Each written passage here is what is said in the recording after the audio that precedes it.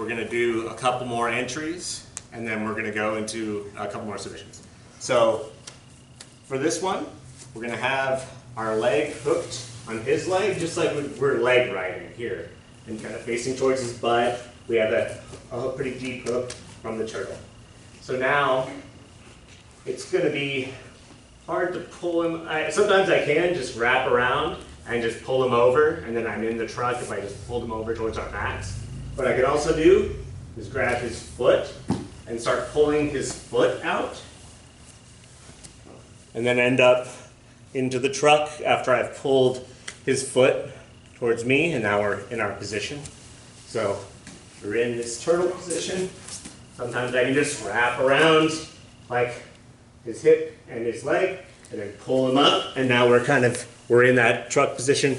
Or maybe he's really stomping down or something, so I grab his foot and start peeling it back. I peel it towards me to get to the truck position.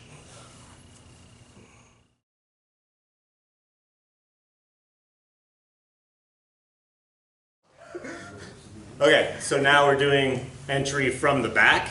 So whenever you're on the back, you can potentially go to the truck position. So I have my over-under, and Brandon's bridging towards the arm side this time. So, which is he wants to bridge towards his arm side to protect himself. So he's bridged towards that arm side.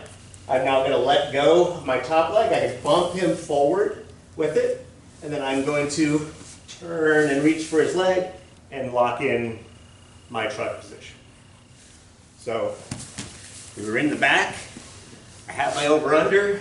He was bridging. He thought everything was good, so I bump him forward, reach for his leg, and then grab, keep my hook in, and establish my truck lock.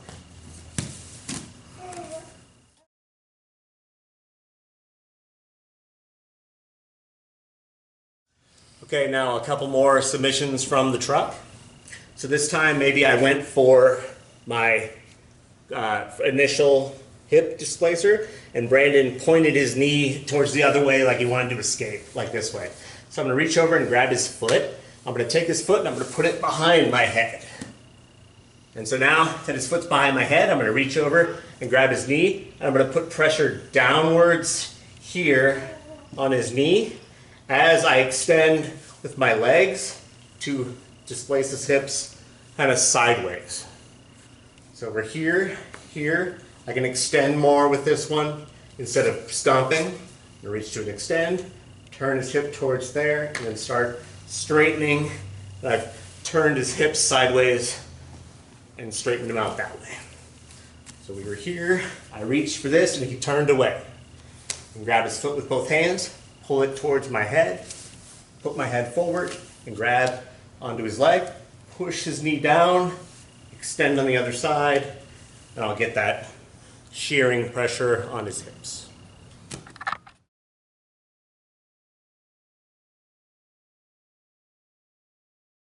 Okay, so now we're going to move towards the twister. So maybe he put his foot away, and I'm really having a tough time pulling his legs back this time. So I'm going to reach over for his arm. I'll scoop his arm, and I'll grab his wrist. So I have his elbow and his wrist here. And so now that I have his elbow and his wrist, I'll start scooting up towards his upper body, and I'm going to shoot my hand through and try to get across his face. And then I'm going to reach across and have his face. So twister isn't legal in many competitions, so just do it to your friends, but just be very careful that you don't put any pressure on him. If you get to here, I'll usually just give him a hug and look at him until they tap, because you're going to cork his spine. You're attacking his spine with this move, so be very, very careful when you're doing it to your friends, or to anybody. So you're here, and you grab this, and then you just look at him. And if you wanted to finish the move, then all I would have to do is pull this forward and put my hips in, and then I would be corking his spine. Okay?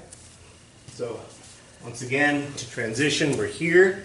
Something was going wrong here. I just can't get it, so I reach over and I grab his elbow and I grab his wrist. Now he can't get away from me. And so now I'm going to scoop myself up towards his head and his armpit, wrap my arm around to get across his face, reach my other hand here, and now I'll just look at him.